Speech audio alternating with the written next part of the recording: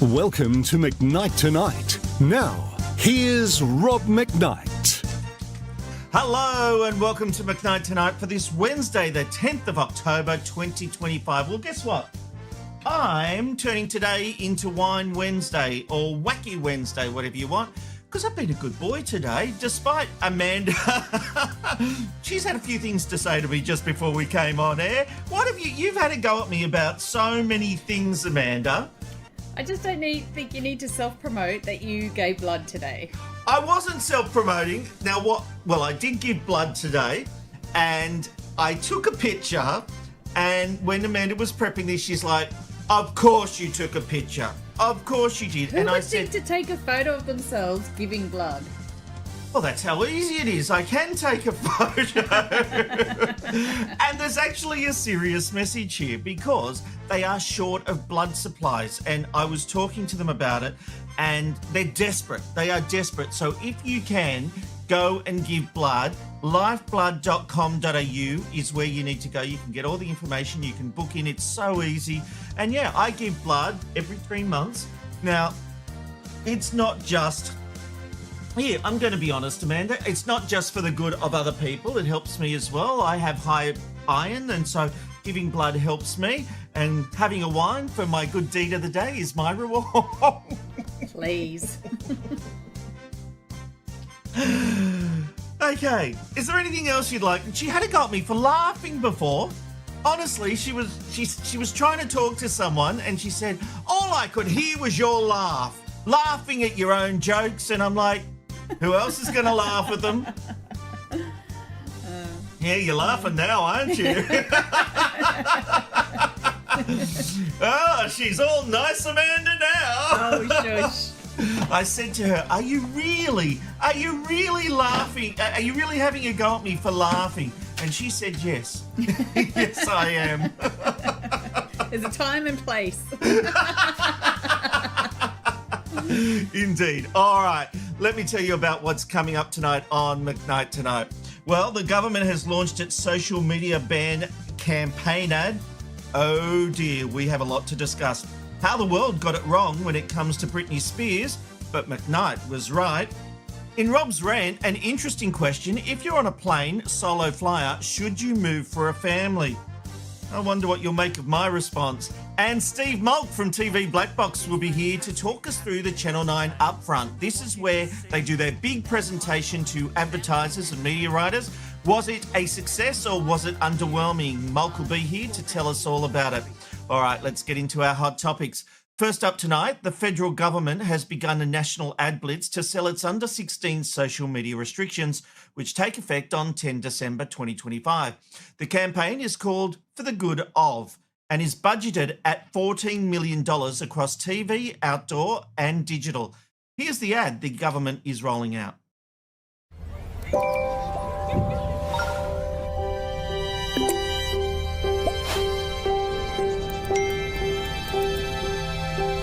For the good of Kirsty. For the good of Lucy and Anya. For the good of Sam. For the good of Holly. For the good of Noah. For the good of their well-being. From December 10, people under the age of 16 will no longer have access to social media accounts. It's part of a new law to help keep under 16s safer online. For more details and to help you prepare, go to esafety.gov.au. Authorised by the Australian Government, Canberra. By the E-Safety Commissioner or the dictator, as she's coming to be, getting things banned. It's a terrible ad. It doesn't really tell you anything, doesn't tell you how it will work. It just says kids are banned. And let's be honest, those reactions aren't exactly real, are they? They're on their phones. The kids are going there and they're like, oh, yeah, fine, you've taken my social media accounts. I have a feeling it would happen more like this. Dad? What the going on? I can't get onto TikTok. Dad, what the did you turn off the Wi-Fi? What the I can't contact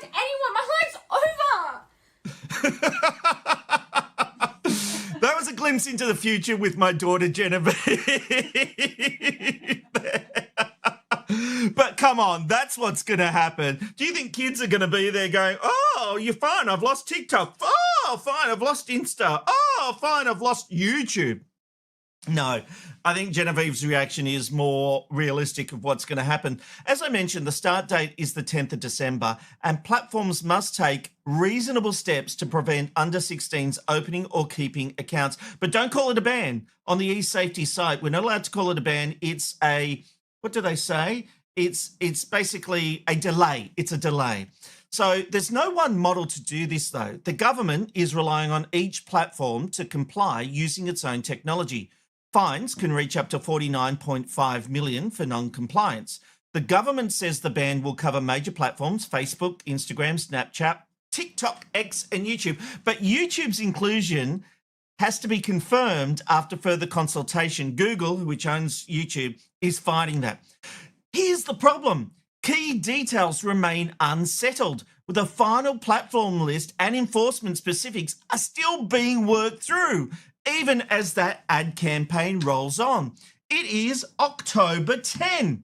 This launches in 2 months. November 10, December 10. Exactly 2 months this campaign rolls out.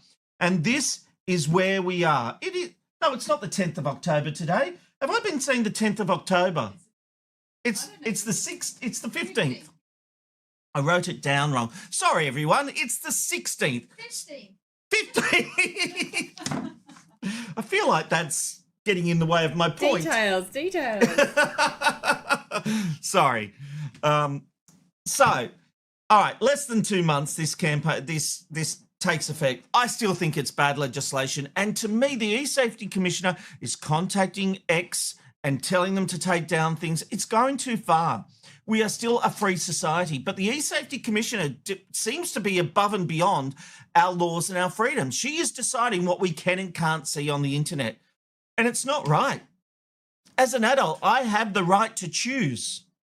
You don't get to tell me, we're not in a dictatorship. You don't get to tell me what I can and can't see. I hate the fact she's doing this to under 16s. It's going to be hell in my house. I've got 2 under 16s in my house, and they are not happy. What Genevieve acted out there really is a sign of things to come around the country, because people don't really realise what's going to happen. It's a nightmare for parents, and as a parent, don't I have the right to decide what my child does and doesn't have access to? This isn't an illegal substance. It's social media. I think it's an overreach, but she's so proud that it's going around the world and people are looking. Yeah, of course, Europe will look at it and say, wonderful. I don't like it at all. And that campaign is a waste of $14 million. But you know what? The eSafety Commissioner, she'll sit back and say, oh, it's only good. And an advertising company got paid big money. Give me the $14 million. I'll do you a campaign. That was crap.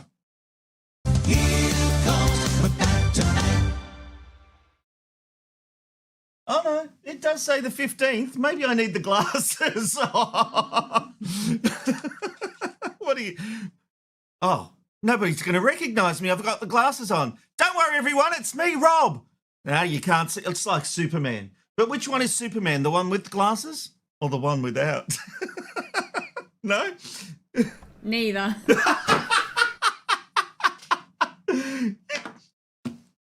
You know why I do this show? Because I get more affirmative action from the people watching McKnight Tonight than I do my own wife. Give me I need your love. Oh, my God. All right. I was too worried about the glasses there to queue up the next thing. All right, let's move on. Because Britney Spears' ex-husband is raising the alarm in his new memoir, claiming her behaviour has grown alarming and warning the clock is ticking. But he's also making serious allegations involving their children, including that she once watched their son sleep while holding a knife. It's become impossible to pretend everything's okay. From where I sit, the clock is ticking and we're getting close to the 11th hour, he reportedly writes in that new book. Something bad is going to happen if things don't change, and my biggest fear is that our sons will be left holding the pieces. Now, Federline is framing this as an urgent intervention. a concern for Spears' mental state and the safety of their children. He also suggests the post-conservatorship period has seen erratic behaviour and argues the Free Britney movement may have made it harder for professionals to step in. But Britney's camp has pushed back, and they've pushed back hard.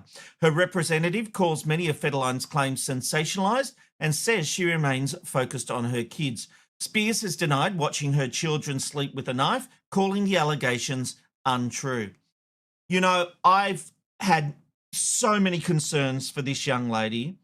I do think there are some mental health issues. And, you know, I think her father ended up walking away from the conservatorship because of the pressure from the public. I don't think she was ready to be in charge of her own financials and everything like that. But the public pressure was so much, I really do think that's why he walked away. Let me first, I'm going to show you, I did a Google of Britney. I did a Britney Spears meltdowns, and I've done a Google. But first of all, let me take you through what has happened.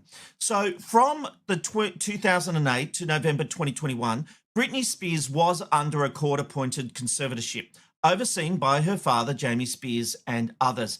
That arrangement gave them control over both her finances and her personal life, medical care, day-to-day decisions, etc.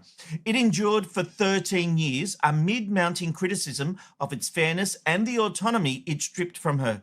Now, the key turning point was in June 2021. Spears delivered a powerful public testimony in court describing the conservatorship as abusive and coercive.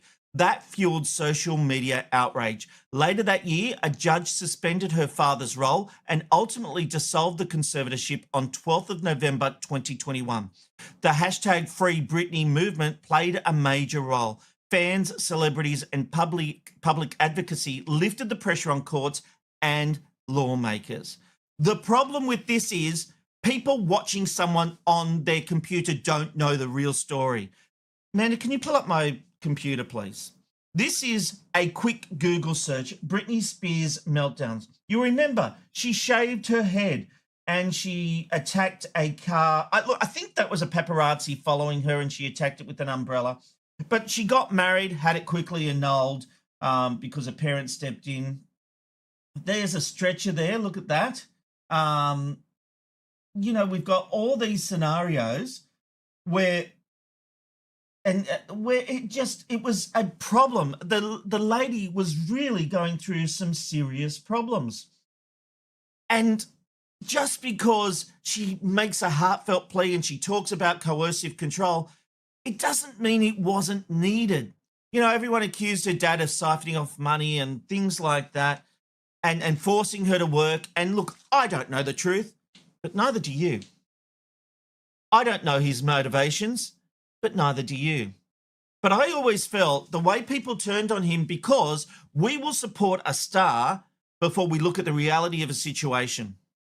I remember when I was working at 9 News and word came through about Rolf Harris and the charges. And I was it was early days of Facebook and around 2009, I want to say. And Channel 9 had decided to put me in charge of their Facebook page. And basically, we reported the news about Rolf Harris. And the comment section was having a go at us for reporting it. How dare we? You're wrecking a man's reputation. Despite the fact that he had actually been charged, which means that the police in the UK must have had evidence. And as we know, he ended up going to jail for that. There was a backlash against 9 News for reporting it. And this is the kind of situation we live in. A word from a celebrity is more important than facts. We talk a lot on this show about facts versus opinion. Your opinions are not facts. Now, the judge ended up siding with Britney Spears. I don't know why. Was it the social media campaign? Was it because she gave a great speech in court? I don't know the reasons why this judge did that. But the father could have fought it. But he was obviously at the end of his tether where he just went, I can't do it anymore. I'm going against her will. I believe I'm doing the right thing for her, but I'm walking away. That was the feeling I got at the time. And I've spoken about this. I think I've spoken about it on the Ben Rob and Robbo show, the TV Blackbox podcasts. This is not a new take from me. This is something I've always believed in. That the public, because they want something, doesn't mean it should happen. Britney Spears is a troubled lady. Her husband, her ex-husband, Kevin Federline, is raising concerns. He says an intervention is needed. And I think he got it slight wrong. If we're 5 minutes, it's 5 minutes to midnight, not the 11th hour. But, you know, we'll give him a pass for that. But I do think he's got the concern of his kids and her in her best interests. He's looking out for all of them. Maybe, just maybe, we ought to listen to the people around her and not listen to the lady herself who strips off on Instagram, does these bizarre videos that make headlines every couple of months. Maybe there is a problem, and maybe the wrong decision was made. Here comes McKnight tonight. Okay. Are we having fun? Maybe I haven't got excited enough. Are you enjoying a Wine Wednesday or a Wacky Wednesday? There was something else we called it. Oh, everyone will let me know. I'm sure for a Wednesday. We won't be doing this all the time. It was just a treat. I haven't had a drink this week. This was my first drink of the week, Amanda. Are you impressed, Amanda?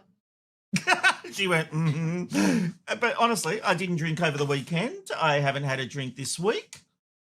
I make myself sound like an alcoholic. I'm not. Anyway, it's time for this.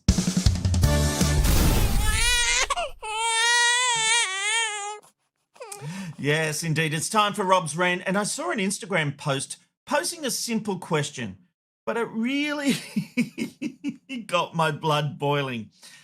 This is what it said. Should a solo plane passenger have to move seats so a family can sit together? No, that's Rob's rant. No. This is really simple. You have the seat you're allocated. People can ask. I've got no problem with people asking, but don't give us the if you don't want to move. I choose my seat ahead of time. If I'm on the domestic flight, I always like to be closest to the front, on the aisle, so I can make a quick escape. On an international flight, been a few years since I've done one of those, I'll go for a window seat. Now, families will try to do the higgle-piggle so they end up with a spare seat. And when they get caught out, they'll say, oh, can you move? No, I picked this seat. Unless it's an upgrade of a seat. You know, if you want the window seat and they're offering a window seat, great. But it usually comes at a price. You usually end up in a seat you don't want. And people with kids, they think they rule the roost. They just think that everything should be changed and done for them. When I remember when our kids were young, Amanda, and we went flying, we were so worried about upsetting other passengers, weren't we? You did everything to make sure those kids were happy and not upsetting other passengers. But I think people like Amanda, me, I just slept. But I think people like Amanda are the rare kind. So the short answer is, don't expect people to move. Ask for sure. But if they say no, don't get the... Okay, well, then I'll just sit separately to my family. Yep. That's the way it is. So don't have a whinge. And I'm not having a whinge, but that is Rob's rant.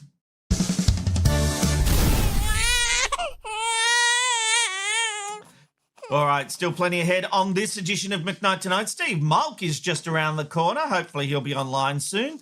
And we will be having a chat about the 9 Upfronts. They were held earlier today in Sydney. And I watched the live stream. I'll be interested to see what Molk thinks of the whole event. It was very different to previous years. So we'll be talking about that and take you behind the curtain. I'll also get to your feedback in just a moment, but not before we have and I've got a back-end quickie, and it's some outtakes with Magda Sabansky from many, many years ago, and it's very, very funny. Anyway, all that and more right after our random live shot of the day. It's the random live shot of the day. Where are you going today? You'll never know where you'll end up with the random live shot of the day. Tonight's random live shot of the day takes us to Vatican City. Well, we had a shot earlier outside where the crowds were back in full force, but we're inside now. They do multiple shots around Vatican City. I feel like we should be quiet because because they're all there praying. But no, I won't be. Pilgrims, tourists and selfie takers are all weaving their way through St. Peter's Square beneath that unmistakable dome. If we could go to it, please, Vatican City. Anytime you're ready, Vatican City. Nope. All right. Live streaming. It's a reminder that for millions around the world, this is more than a holiday stop. It's a pilgrimage. But it's also one of the most photographed places on Earth, where the sacred and the selfie collide every few seconds. The Vatican is the smallest country in the world, just 44 hectares, but you wouldn't know it looking at those crowds when you can see them, not many in there. On any given day, tens of thousands stream through, hoping to catch a glimpse of the Pope or simply soak up the centuries of history. Now, whether you're drawn by faith, art, or pure curiosity, it's an extraordinary sight, living proof that some places never lose their power to pull us in. And, you know, the Pope likes his communion wine. It is Wine Wednesday here today. So surely we can raise a glass too. It's Wednesday night. So consider this your midweek holy water moment. All right, let's have a look at the feedback coming through to McKnight tonight. And INAAA, I've got to call you something else. I can get behind Wine Wednesdays. I'm going to call you Aina. I know that's not your name, but anyway. Mum, hello, Mum. She says, was thinking today we should have a Wine Wednesday. Oh, well, Mum, great minds think alike. Yours must have been a fluke. Dylan says, Wino Wednesday. Yeah, that's a good thing to call it. I have been warned by Amanda that we are not going to continue Wino Wednesday. Own Your Crazy says, Jason says, Rob, you can just use Just for Men on your facial hair too. I think that's a comment that I've got some grey in there. Thank you very much for that. Really appreciate that, Jason. Over the page we go, and we've got this one. Who have we got next, Jazz? Jeanette says, sadly, they don't want my blood. We were talking about giving blood. I gave blood today. I am a taker. Well, that's why we do it, Jeanette. It's a community, so thank you for that. And don't you worry about it at all.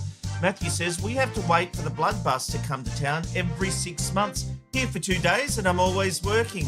You'll catch it sometime, Matthew, and you'll feel good for doing it. And they have lots of tasty treats too. Over the page we go. We've got this guy. G'day, champ. Can I get a shout out to my mate Warboat? He loves your show. Now, I think Warboat was watching on Thursday and had some friends around. So it sounds like he's getting the word out about McKnight Tonight to a few people. So thank you for watching. Beck says, this is on the social media ban. I don't agree with the government banning social media for under 16s because it's like if you ban alcohol, people will find a way to make it. It's the same thing, and not that it's actually unsafe to be on social media. I agree. I'm assuming that last part, of course. I agree with you. Obviously, as I've said, I think this social media ban is ridiculous, and that campaign from the government, woeful. Dylan says, I work in a school and the kids are losing it about the ban. Just like my daughter Genevieve did. And Pete, someone asked me, she wasn't really swearing. We added some beats. She said hell when we shot that. And Your Crazy says teenagers might take to the streets and fill up on vitamin D. I don't think so. They'll just get on the Xbox or, quite frankly, use a VPN and get around the restrictions. That's what they're going to do. Jimmy says kids these days will find a way to watch McKnight Tonight outside of Facebook and YouTube. Yes, we've got lots of kids watching McKnight Tonight. Even my own kids don't watch it. Mikey Spiky 79 says, an absolute terrible government ad as usual. Remembering social media use is often an addiction. Stopping addicts cold turkey works out well, doesn't it? Social media moderation is a solution. Yes, I completely agree with all of that. Justine says, poor Amanda. Rob, your laugh is so loud, and I'm not surprised Amanda finally said something. We stand with Amanda. Always the way. Anytime I complain about something, Amanda, they always jump on your side, don't they? Well, it's just the right side. Yeah. Perengurus, I don't know how to say that one. Can we get a conservatorship on you? Oh, thanks very much. Might be needed. I think it might be needed. Beck says, I feel like it's better in Australia in situations like this. This is the Britney Spears conservatorship where her ex-husband is saying it was a mistake to get rid of it. Beck says, I feel like it's better in Australia in situations like this because we have stricter laws. I feel that this situation has been completely celebratorised when it's a deeply personal situation. I couldn't agree more with that, Beck. Thank you for that. Dylan says, didn't the dad use this to steal her money? That was some of the claims being made. I'm not sure that I'd buy that. I don't know. You don't know. And I think the people making the allegations on behalf of Britney, who were just fans, don't know either. Aina says, leave Britney alone. I almost played that video again tonight. Mikey Spiky 79 says, I think we need to have an open mind about Britney. There are a lot of people involved with their own agendas. I think the most important thing to remember is that she is a human being first. Yeah, I absolutely agree. Mikey Spiky 79.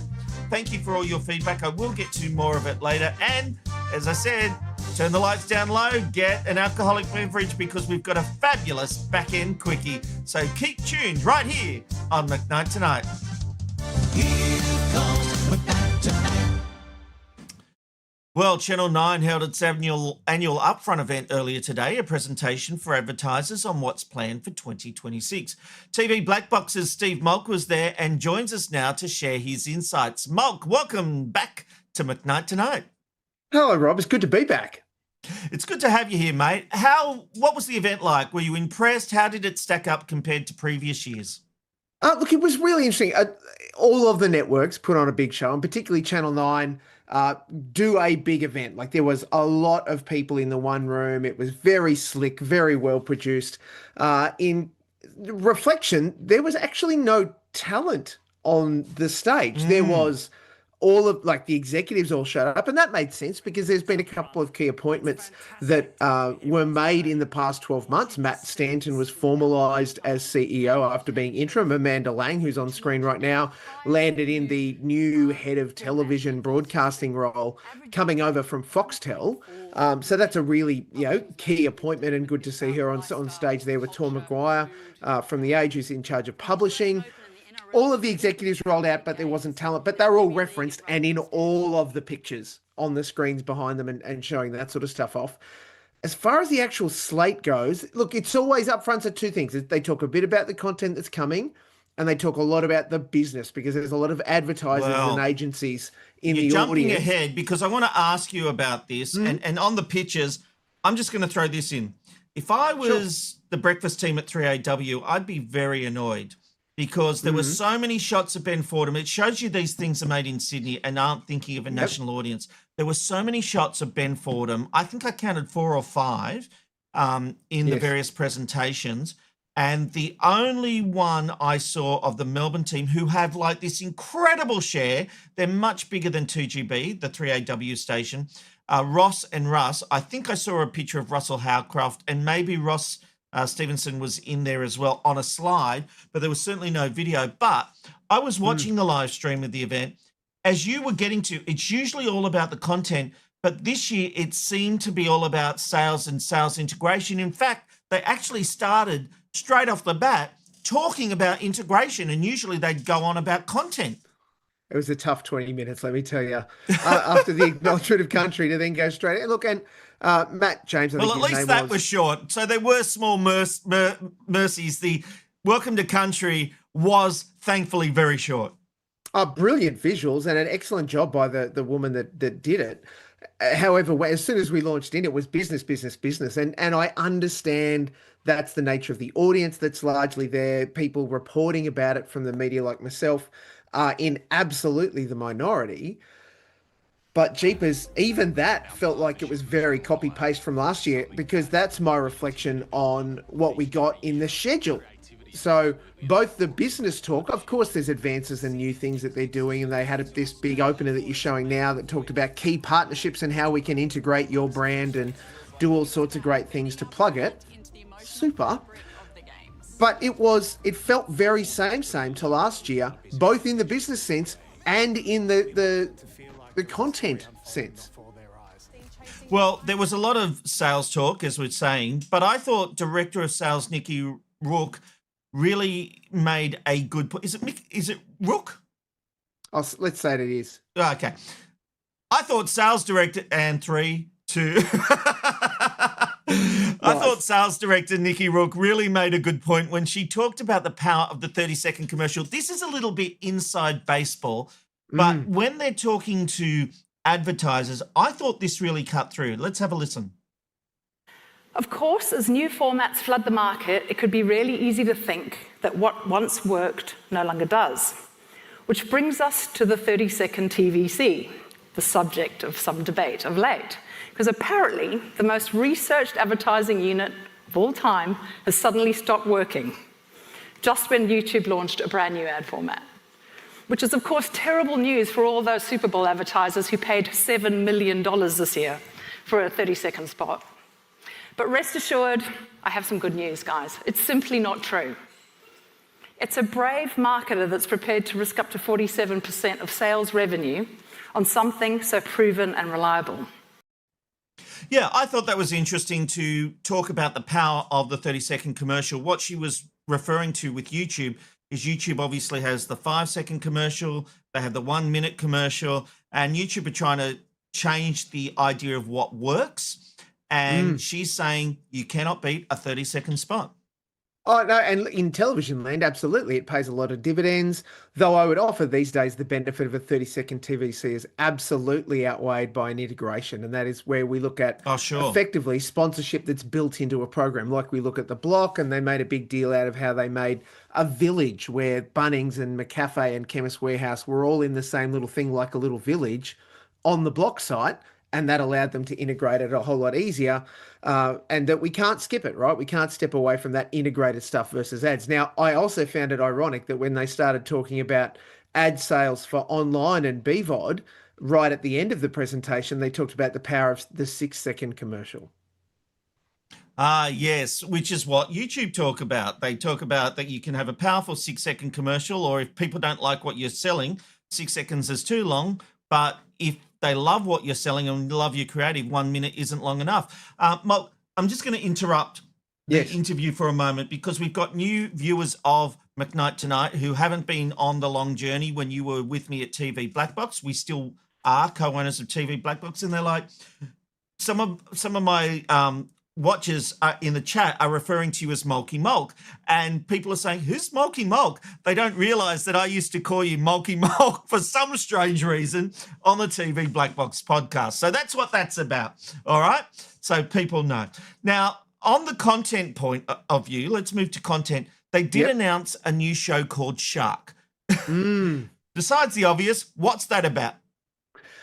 Well, Rob, 6 celebrities will be taken to the Bahamas where they will be forced to confront real, actual live sharks in the water with a shark attack survivor, Paul de Gelder. He's also an environmentalist who favours protecting sharks and those sorts of things now. Now, glorious that they've given us this idea. It's a brand new format, Australian conceived. 6 celebrities. They could only name 2. What do you think that says about the success of this format already, Rob? Look, I'm showing this overlay because that's literally all they showed, which means there is no show yet. It's an idea. It's what did Donald Trump call it? I've got concepts of an idea. It's very much thoughts about what it could be. Now, look, to be fair, they're probably still locking in the other 4, right? Not a minute has been filmed of this show, but they made a big deal out of it. I will be surprised if it airs any time before November 2026. Oh, yeah. And look, there was a legendary programmer at Channel 9 called John Stevenson. And I once attended when he had moved to 7. And I once went to a workshop with him when I was working in promos. And he did a guide to what rates. And number 1, sharks rate. And it's like Channel 9. I feel like they were going through some old files and, oh, hang on, here's Steve-O's list of what sharks. Oh, let's make a show about sharks. The timing, right? Because about when they would have been putting this together, Shark Week would have been on Discovery. Yeah, so absolutely. You tell me where this idea came from. I don't know. There were a couple of other new shows that they brought up. Shark was certainly the big one. Yeah, well, let's talk about that. What else can we expect? One that they've got a whole bunch of footage done on, as in it's not in the can completely. In fact, the two stars are flying out tomorrow morning at 6 a.m. to go over to Sicily to complete their house. €1 house, it's called. Darren Palmer and Shayna Blaze from The Block bought a house in a town in Sicily for €1 whole. That actually You looks can pretty imagine. good and sounds pretty good. Yeah. You can imagine how good a condition that house is in. It's not. It's pretty shoddy, but they, of course, go through the process of emptying it out, tidying it up, and then, of course, transforming it with their style. And that's the bulk of what's going to happen in this little last stint that they're going over for tomorrow, is to do the finish interiors and those sorts of things. I think it looks really good. And if you're into sort of your decoration and you like Darren or Shayna as talent, they're both great talent for TV. I think this will do great. Probably going to be tacked in around The Block when that airs next year for its 22nd season. Which is amazing and still doing gangbusters. What else can we expect from 9 Year? It seems to be pretty much rinse and repeat, doesn't it? Oh, very much copy paste. There's only like 6 new shows entirely that they've brought forward. Of course, they are the Olympic network for now, so we're going to get the Winter Olympics. They did make a big push about that, and fair enough. The thing that I thought was interesting, and maybe we will see this in a separate release or upfront from Stan, no drama. There was no drama announced at all. Just reality and documentary like, what's it called? Outback Murder Highway, or Events That Changed Australia, that kind of thing.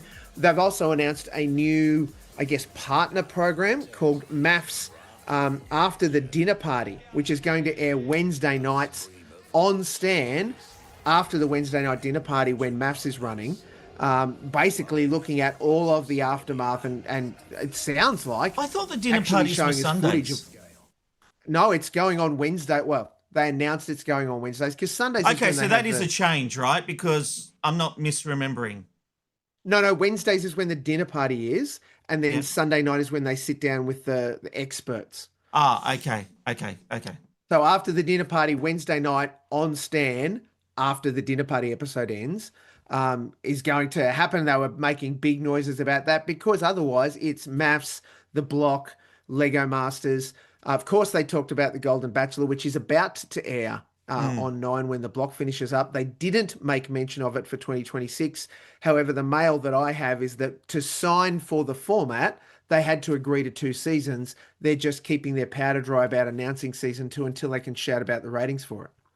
That's pretty typical these days. You'll find that a lot of shows have a 2-season minimum because the production company has a lot of setup costs, and it's the second season where they actually make their money. So the networks have to commit or pay a substantial fee if they don't run it. And it does sometimes happen, but that is a thing. You talked about Stan and you talked about drama.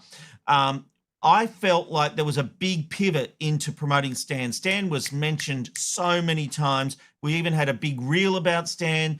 Are we seeing a change in the priorities for 9 towards Stan? I think it's an integration, making sure that everyone recognises that Stan is a part of the 9 fold. We've had Stan for 10 years now. So it's right that they should be crowing about its success because it has been delivering some pretty great content to us and has some of the best overseas content going around connected into it. So I think Stan as a part of the 9 bigger branding play is a really smart move to remind particularly advertisers that Stan is 9's because Stan now has an advertising tier along with the subscription tiers. So they're still selling to their advertisers and agencies. You can advertise on Stan along with our commercial broadcaster, along with our BVOD content. Can I ask a question about Stan? And I don't know if this is true or not. Was the original plan to team up with 7 and 10, and that's why it's called Stan, because it was 7, 10, and 9? Is that true, or have I made that up? I think it's an excellent piece of rumour that flew around certainly It at works. the time that it launched. Fits. And look, it absolutely could have, but so does other acronyms that I can't say on this fine program, Rob. I think as much as anything, it certainly could have fit the bill because at the time, 10 was still, publicly owned the same way that 7 and 9 are. And nobody but Nine at that point had any kind of moves towards the subscription streaming kind of service like Stan is. So it could have been that was the thing and they fell apart at the last minute, or it's just a clunky name that makes us remember what it's called. Maybe. It's just in my. There are some things that are just in my head, and I don't know why. Sometimes someone's made the point that, Sarah was there with Carl in pictures, but I've got to say it wasn't. I still, if I was Sarah Arbo, I wouldn't be feeling confident because it certainly wasn't a whole the Today Show with Sarah and Carl. I think there still could be a Sam Armitage factor here. See, that's not an unreasonable claim in that there wasn't a lot of noise made about the Today Show. Yes, Sarah and Carl were seen as the images whenever the Today was mentioned as part of its thing, and Sarah and Carl turned up together and sat together in the audience as a part of the presentation. I would offer that it's certainly premature to suggest that maybe Sam Armitage is going to take that gig. Who knows? The challenge for it is, though, that it wasn't just Today that we could say had a low profile. They didn't highlight any of their 6 p.m. newsreaders around the country other than mention that each of the news products are made locally by people who live locally for that market. So Amanda Lang, in talking about that, did lean into that process, but didn't specifically point out, and Pete Overton's doing a great job. He's been in the chair for 17 years, yada, yada, yada.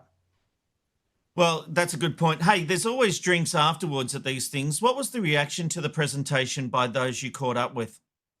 Yeah, it was, those that care about the business side kind of went, yeah, I mean, we basically knew all of that, or we're pretty much prepared for that. As far as the content side went, it was really a feeling it's just copy-paste. And I get it, because if it's working, why do you want to break something that isn't broken? True. Or fix something that isn't broken? So there's elements of, I understand that. It was, for mine, the most underwhelming, at least from a content schedule point of view, the most underwhelming Upfront that Nine have delivered in the 15 years that I've been doing this. Now, that could just be the season. That could just be 2026 is what it is. Because we also have to acknowledge that while Nine and Amanda Lang particularly crowed about, what did she say? Nine is the undisputed home of sport. Now, she also said that at a Foxtel Upfront 3 years ago, but different contexts and different audiences. I love it when they use the term undisputed. Don't get me started on when Channel 10 was saying undisputed, under 50s undisputed. Channel 10 and I had a big dispute about that one. There were lawsuits involved. You can argue, but you can't argue. Anyway, it's the undisputed home of that. Nine are deep in conversations with the NRL because the current NRL broadcast deal finishes at the end of 2026. So they crowed about, the NRL finals and the NRL going to Vegas and State of Origin on Nine exclusively, all that great stuff that they can do. Because come 2027, unless they have really, really deep pockets, it might not be exclusively on Nine. State of Origin streamed might be somewhere else. Which would be a big problem because when they did a section where they went through every month of the year, and geez, they relied heavily on the NRL to fill that out. Hey, Steve Molk from TV Blackbox, thank you for joining us tonight with your insights. I hope you had a great day. We'll get you on again soon to share your thoughts on the television industry. Thank you so much, mate. Cheers, mate.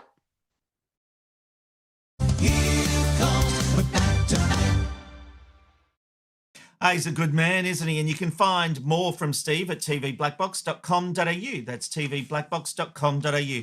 All right. Are we feeling relaxed? Are we feeling nice? Grab your wine because it's time for a back-end quickie. And boy, do I have a good one for you tonight.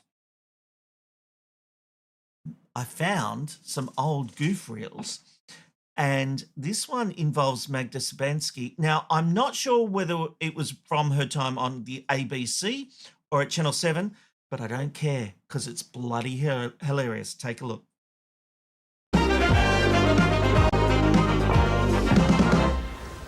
Julie, you are...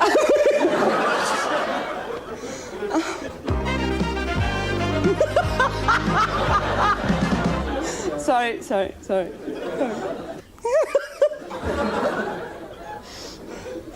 Sorry, hang on.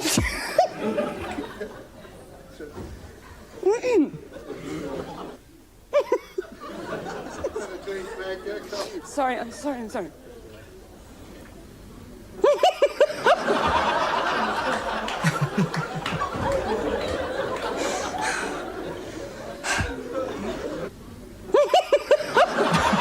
She's trying so hard.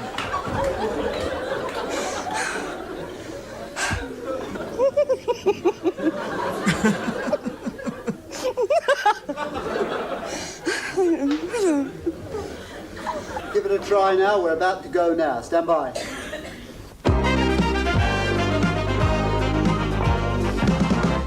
Julie, you are a boring B-grade actress. No one liked you. I'm sorry. I love that. I feel sorry for people in that situation. It's hilarious to watch, but Julia Louis-Dreyfus on Seinfeld, there are so many outtakes where she wrecks great scenes, and you see Michael Richards getting so angry with her. He plays Kramer. He gets angry with because he's like, this is good stuff, and she's like, I know, it's just so funny, and she cannot keep a straight face. It great. Google the Seinfeld goofs, but I've found some great classic Australian TV goofs. I'll sprinkle them out throughout the next few weeks of McKnight Tonight. All right, let's take a look at some feedback coming through before we wrap this show up. Let's take a look at some feedback coming through to McKnight Tonight.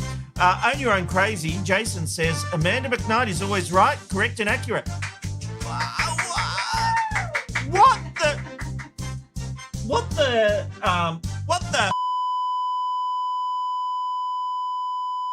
That can't be right.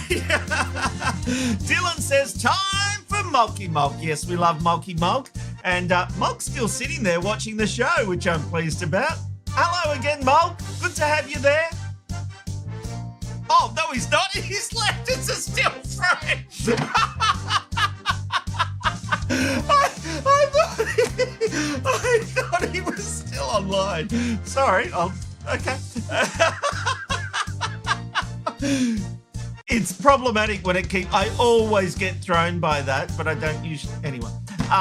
Mikey Spunky 79 says, I don't know if this is possible, but more Molk, please. Yeah, we love Molk. He's a good friend of the show. We'll put him on again. Jimmy says, so many shows for 9 in 2026, but so little Aussie drama. Such a shame, really. The Aussie drama they seem to be giving to Stan. They're investing their money in Stan, which they need to do because that's how they'll compete with the international streamers. So may eventually come to 9, but yeah, $9 are going to go to Stan when it comes to drama. Beck says, as a West Australian, it really annoys me that I don't get considered enough as a state for all of our content. All of our news is from over east. We don't even get live broadcast of events and news. You are so right, Beck, and I actually said on Media McKnight a few weeks ago that the networks now, because the rating system has changed and we've gone from just ratings boxes to total TV, that they could actually stream their Sydney feed into other markets like Queensland and Western Australia. Because if you watched it, and for you, I think it would be 3 hours earlier at the moment, they would still get ratings for it. You know, you think about it, Sunrise and Today are on 3-hour delays. Now, I know they do local news inserts, but still the interviews they're doing and everything like that, 3 hours old during daylight saving time. I don't think it's good enough. Mikey Spikey says 3AW is a powerhouse in Melbourne. Yes, they are. That was my point. For those who don't know, in breakfast they are number 1 with a 20.3% share. Number 2 on Gold is 10.9. Yes, the Christian O'Connell show is 10.9. That's going national next year, semi-national. It's been like this for decades. You're quite right, Mikey, and that's my point. Ben Fordham is a great operator, gets great figures. He's was number 1 in the last ratings, if you watched Media McKnight on last night. But Ross and Russ get a 20% share. I mean, nothing even comes close. I don't know what that username is. YouTube Premium is the best, 0 adverts. That's true, but I still get money if you're watching McKnight Tonight, and you should get adverts. So thank you. It all helps. Own Your Crazy says, I would rather not have to pay for something I used to be able to get for free. That is absolutely a fair point.